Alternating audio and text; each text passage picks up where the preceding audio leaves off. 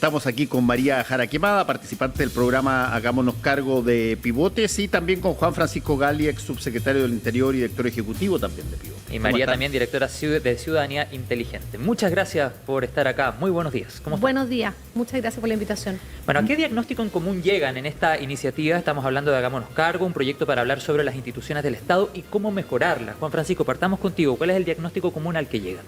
Mira, esta es una iniciativa en que se convocó a distintas personas que tenían interés, pero además mucha experiencia y expertise en lo público, en base a discutir qué es lo que nos estaba pasando, qué es lo que estábamos fallando, cuáles eran los problemas estructurales, por qué los cambios que eran necesarios en el Estado, en el sistema político y también en la justicia, aunque eso fue, quizás le dedicamos un poco menos tiempo, especialmente en cuáles eran aquellos factores que nos estaban obstruyendo a hacer los cambios necesarios para avanzar.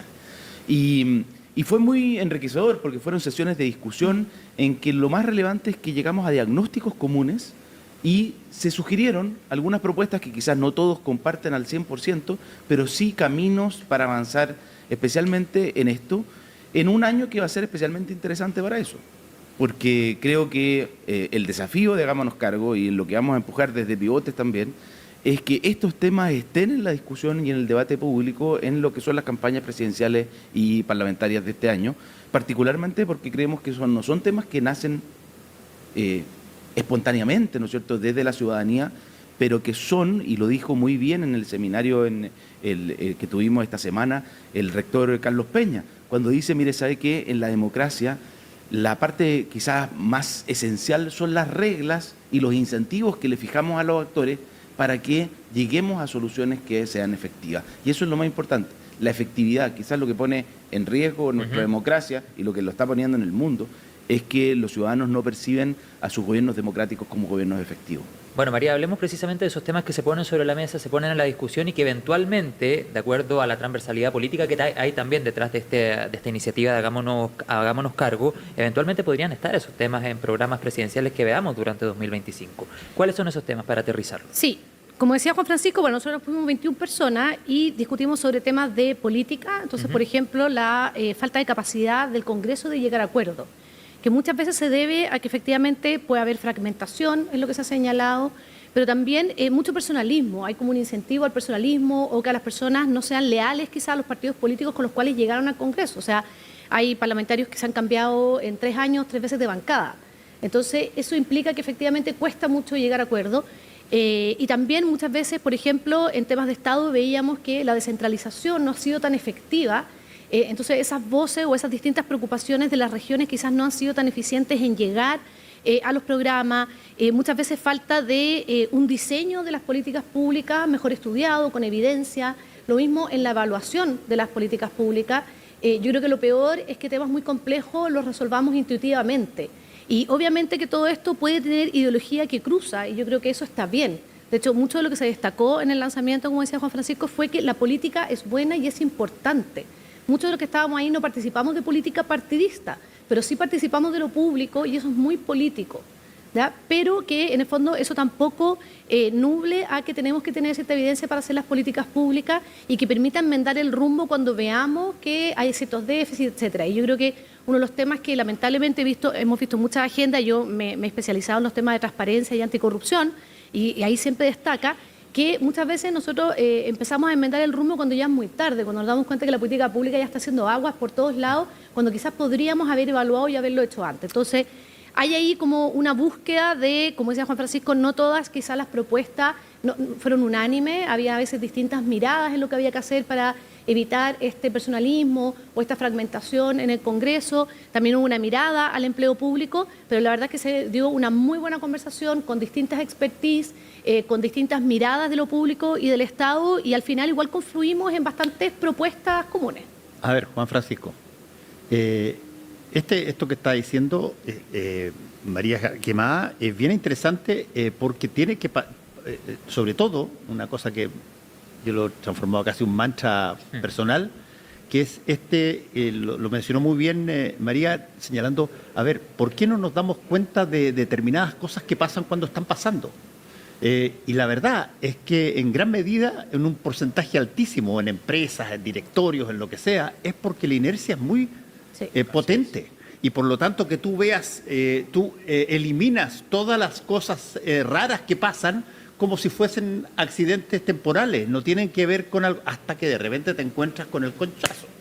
Bueno, ¿cómo se establece esa posibilidad de darse cuenta de los problemas que se necesitan corregir? Bueno, ese es justamente el desafío. Al final, mira, fíjate que una de las preguntas que surgieron es que había bastante consenso en el diagnóstico. Es decir, todos vimos cuáles eran los factores que más o menos determinaban, ¿no es cierto?, la incapacidad para avanzar en el sentido que todos creíamos correcto. Entonces, la fragmentación política, cómo ha perdido legitimidad lo público, cómo revalorizar lo público y cómo hacerlo más eficaz. Y la verdad es que esa inercia efectivamente tiene yo te diría, dos elementos que son muy relevantes. En primer lugar, algo que decía ya la María, que es que hacemos cambios, pero nos negamos a evaluarlo desde el punto de vista político, porque aquellos que fuimos o fueron autores de determinados cambios, bueno, pretendemos defenderlos aun cuando algunas de sus consecuencias no hayan sido las esperadas. Pero en segundo lugar también porque ha habido cierta desconexión con el sentir ciudadano y pareciera que lo que hay que hacer es simplemente satisfacer un primer impulso del ciudadano, la primera necesidad, cuando en realidad los liderazgos políticos, y por eso la importancia, por ejemplo, de los partidos políticos, que está muy presente en el trabajo que se hizo en Hagámonos Cargo. Bueno, los partidos políticos, cuando son buenos partidos políticos, y así te lo dicen muchos en ciencia política, son partidos políticos programáticos que lo que proponen son ideas, hacen propuestas de país y en base a esas propuestas son evaluados por la ciudadanía.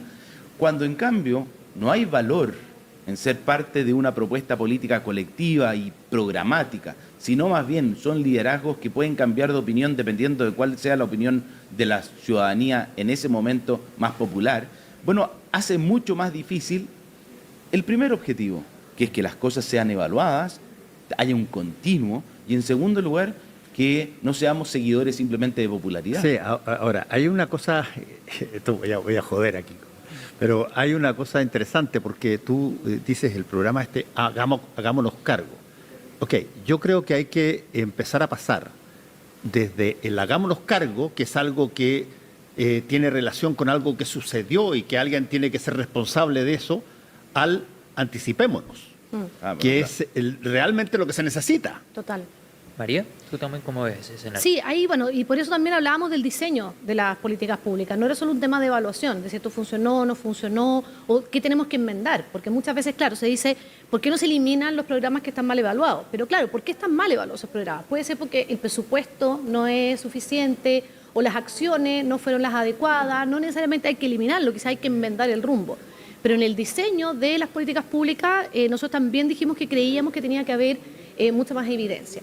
Que ahí, y por ejemplo, hay una propuesta que se hizo que yo la vengo ver repitiéndose constantemente. Yo hace muchos años atrás estuve en espacio público y también abogábamos por ella. La Comisión Engel en 2015 también lo propuso, que es que haya una comisión en el Congreso, una oficina en el Congreso que lo asesore en temas de políticas públicas, que en el fondo el Congreso tenga la capacidad de ser contrapeso real al gobierno. Muchas veces el Congreso no tiene la capacidad de contradecirlo, por ejemplo, en cifras. Ahora se está discutiendo la reforma... ¿Tiene que ver con la fragmentación que hablábamos antes? Tiene que ver con la fragmentación, pero también con quizás una baja profesionalización en ciertos sistemas de apoyo al Congreso. Ya. Por ejemplo, cuando ocurrió todo el tema de las irregularidades en defensa, se planteó muchas veces, y acá, bueno, Juan Francisco sabe mucho más del tema que yo, pero se planteó muchas veces que tuviéramos un sistema más parecido a Estados Unidos, donde el Congreso efectivamente revisa con mucho más detalle esa información, los gastos en defensa, por ejemplo, etcétera, para hacer un contrapeso al gobierno, para hacer ese control cruzado. Pero eso implica, porque los parlamentarios no todos van a tener esa expertise, y además sabemos que va cambiando el Congreso cada 4 años. La Cámara de Diputadas y Diputados, las últimas tendencias que ha ido cambiando un 60%, que es mucho. Entonces lo que se hace es que tú tienes un personal que está capacitado, que es experto en estos temas y que va asesorando también a los parlamentarios para que puedan hacer, por ejemplo, estos análisis presupuestarios, ahora que está discutiendo la reforma de pensiones, que hay una discusión si va a ser sostenible o no va a ser sostenible el préstamo, etcétera. Bueno, Por ejemplo, no solo depender de lo que diga DIPRES, sino poder hacer ese contrapeso y poder levantar su propia información desde el Congreso para el diseño de las políticas públicas. ¿Y han tenido la oportunidad de poder conversar, poner sobre la mesa estas iniciativas que se han discutido en Hagámonos Cargo con las personas que al menos hasta ahora estarían disputando la elección presidencial? Hablo de Evelyn Matei, que es un hombre que está mucho más encaminado que otros, por ejemplo, desde el oficialismo. Si bien hay algunas alternativas, no hay un candidato o una candidata establecido todavía. En el caso de la exalcaldesa ya es prácticamente un hecho que va a la papeleta en el mes de noviembre, incluso de más a la derecha, ya hay nombres más establecidos. ¿Hay posibilidades que estas iniciativas que ustedes están discutiendo, que están conversando, sean parte de la discusión previo a la candidatura o previo a la elección presidencial? A ver, yo te diría, ese es el desafío un poco y está diseñado de esa manera. ¿Por qué este grupo de 21 personas son personas que vienen de distintos mundos políticos, de distintas experiencias, de distintas profesiones? Bueno, justamente por eso. Lo que se pretende es que estos temas se debatan, aunque las propuestas sean distintas de solución, que los temas estén presentes en los programas y en los debates que tengan los candidatos presidenciales. Eso va a implicar, eventualmente en el futuro, no solo como... ¿Pero lo ha conversado con la exalcaldesa Matei, candidata Matei? No, pero yo creo que ella está muy enterada de esta iniciativa de Hagámonos Cargo y yo creo que ella debería ser, especialmente porque Evelyn Matei hoy día es quien lidera las encuestas, debería ser la principal interesada en incorporar estos temas porque son los problemas de las reglas que impiden los cambios que todo el mundo cree que son necesarios. Y ahí es un buen ejemplo el que puso la María, porque al final la pregunta es ¿por qué es rentable electoralmente para los parlamentarios ejercer ese control? ¿Por qué invertir en tener capacidades en el Congreso para controlar, por ejemplo, los gastos en defensa, en vez de tener capacidades para un mejor mensaje en redes sociales? La pregunta ahí es ¿dónde invierte ese peso adicional que tiene el parlamentario para construir capacidades? ¿En la capacidad de redes sociales o en la capacidad de control del gasto? Bueno, hoy día los incentivos están puestos para que lo ponga en un community manager de redes sociales. Y el cambio de reglas y de incentivos, ese es el debate profundo. El cambio de reglas es el que permitiría que la ciudadanía valore que un parlamentario ejerza efectivamente su rol de control y que lo reditúe de la manera en que a los políticos, ¿no es cierto?, nos conviene que se reditúe. Bueno, que se traduzca en un apoyo electoral y en un apoyo político posterior. Ahora, vamos a hacer una pequeña pausa, María, y tú quedas con la palabra. Perfecto. María Jara Quemada y Juan Francisco Galli en Voces del Poder. Volvemos en un ratito. 9 de la mañana con 27 minutos, estamos en nuestra sección Voces del Poder con María Jara Quemada, participante del programa Hagámonos Cargo de Pivotes, aunque tú no eres militante de Pivotes, ¿sí? No soy parte del Centro Estudio, no. Fui una invitada de honor. Okay. Directora de Ciudadanía Inteligente. Y sí, Juan Francisco Galli, ex subsecretario del Interior y también director ejecutivo de Pivotes.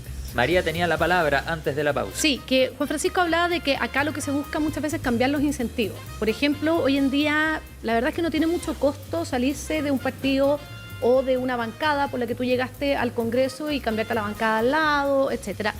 Y eso implica, sí, un desorden y que cuesta en el fondo muchas veces alinear los votos o saber con cuántas personas cuenta, etcétera. Entonces la idea también es cambiar ese tipo de incentivos. Pero claramente, como se trata de eso, esto también se hace un poco a contrapelo. O sea, muchas veces esto es cambiar cómo se han hecho las cosas durante mucho tiempo. Por ejemplo, en el tema del empleo público, que claro, cuando en general las personas están fuera de los gobiernos dicen cómo puede ser posible, que lleguen con su gente, hay que fortalecer la carrera funcionaria, etcétera, pero después cuando llegan esas mismas personas al gobierno, y esto lo hemos visto en todos los signos políticos, les acomoda también, y también es razonable que si hubo muchas personas que estuvieron trabajando contigo para que tú llegaras ahí, bueno, lleguen a gobernar contigo. Entonces, yo creo que hay que reconocer que esto, hay diagnósticos de esto hace mucho tiempo, especialmente en el tema del empleo público, quizá el tema de político es más reciente. Con un sistema que lo rige que es muy antiguo también. O sea, es del retorno a la democracia. Año 89, claro. Y imagínate, está totalmente superado por lo que es hoy en día los desafíos que tenemos en el empleo público y privado, por ejemplo, con la tecnología y la inteligencia artificial.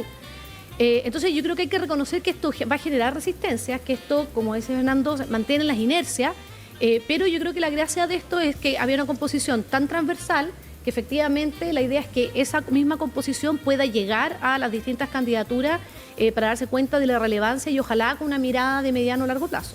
Claro, a propósito del sistema político, que también es algo que ha generado discusión, ya de hecho hay un debate abierto en el Congreso y la eventual reforma que se realizaría allí, definamos algunas posturas. Por ejemplo, umbral de participación en el Congreso. Juan Francisco, ¿cuál crees tú debiese ser un umbral correcto o al menos en una primera etapa? Después conocemos la opinión de María. Mira, yo creo que más que debatir sobre una cifra, ¿cuál es el principio que hay detrás de eso?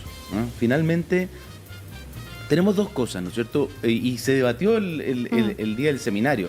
Aquí en realidad, más que limitar las capacidades de expresión de distintas posturas políticas, que sería contradictorio con lo que yo dije antes, aquí mientras más ideas, mientras más propuestas de programa existan, mejor.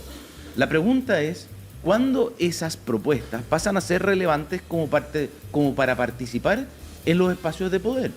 Porque finalmente los que definen las regulaciones, las leyes que se aplican a los ciudadanos, son representantes del pueblo que están en el Congreso Nacional, en la Cámara de Diputados y en el Senado.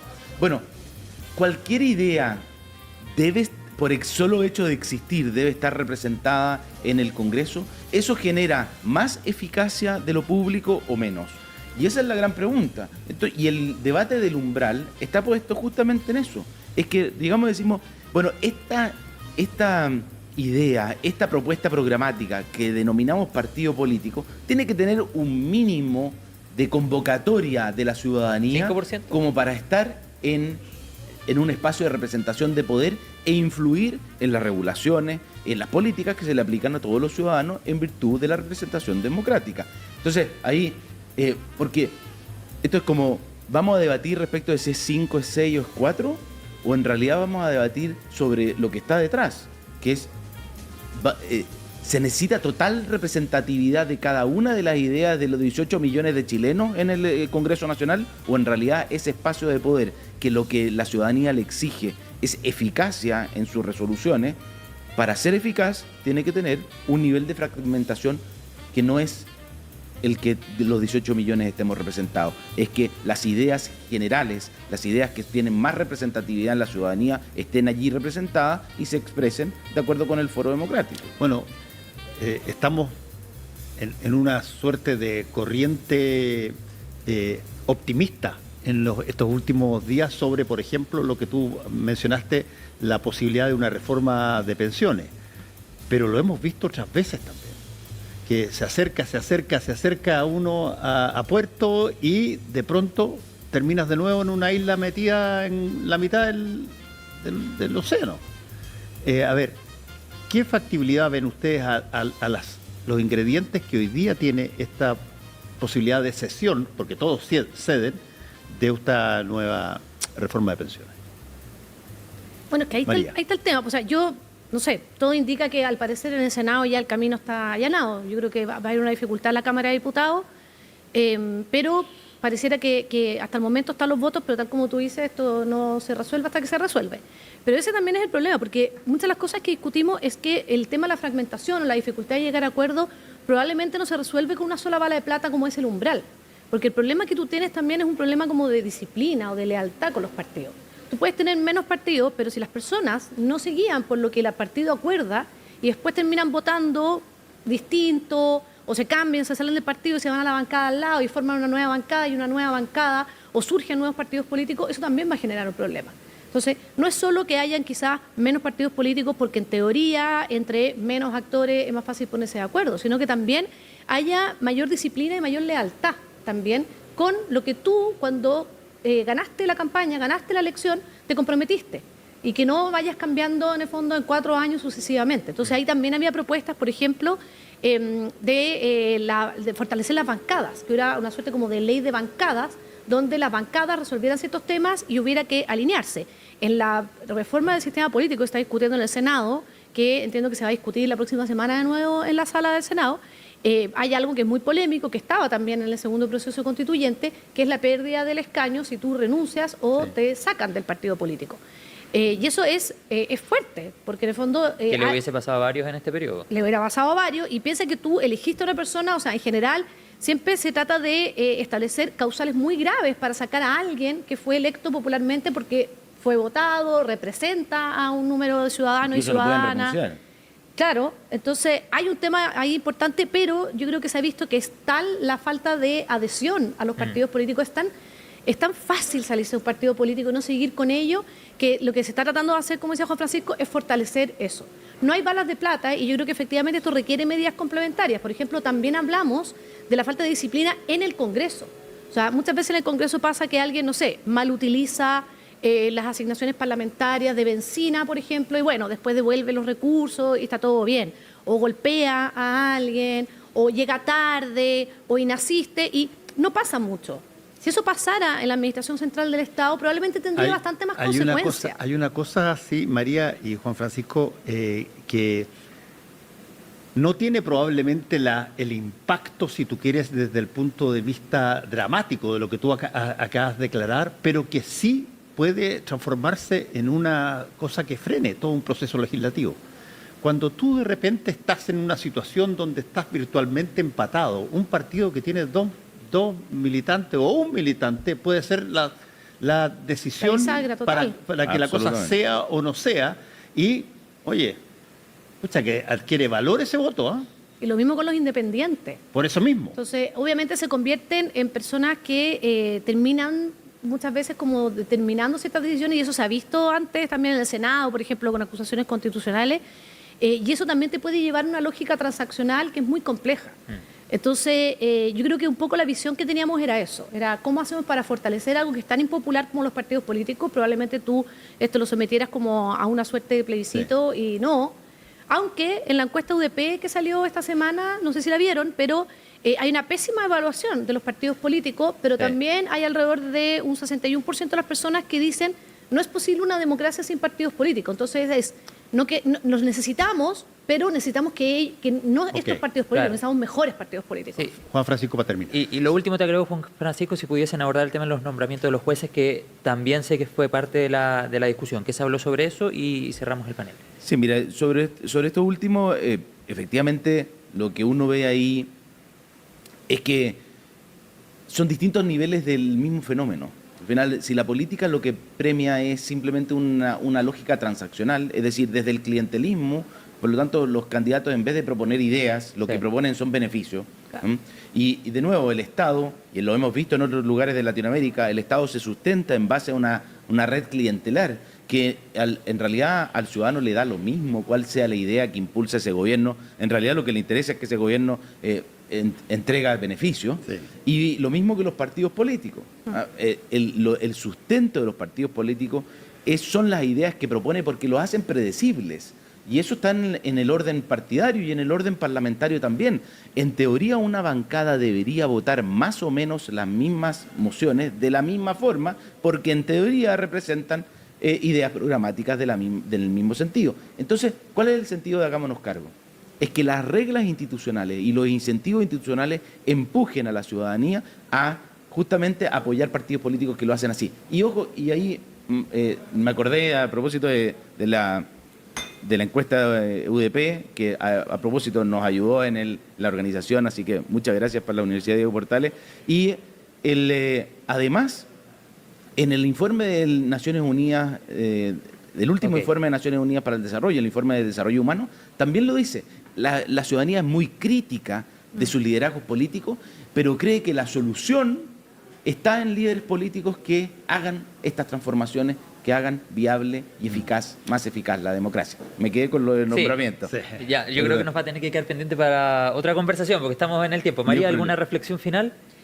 Yo creo que si quieres abordar lo de los jueces, estos ejercicios de diálogo y debate son muy sanos, creo yo, porque muchas veces nos entrabamos en las redes sociales o prendemos la tele y están las personas, los partidos políticos peleando, y no es tan así. O sea, se puede llegar a acuerdos, se puede tener conversaciones con altura de mira, con miradas de largo plazo, entre personas súper distintas, y aunque no haya consenso, unanimidad, que tampoco uno tiene por qué buscar eso, sino que hay mucho valor en la diversidad y en la diferencia, yo creo que sí se puede poner y buscar lo que todos tenemos en común y un mismo objetivo, y yo creo que eso fue el ejercicio, y espero que esto como que irradie e inspire a las candidaturas parlamentarias y presidenciales de este año. María Jara Quemada y Juan Francisco Gali, muchas gracias por haber estado con nosotros aquí en Voces. Seguimos atentos a los próximos pasos de Hagámonos Cargo. Muchas gracias, que tengan buen fin de semana. Muchas gracias. Nos vamos a la pausa, Fernando, a esta hora, cuando son las 9:39. Así es.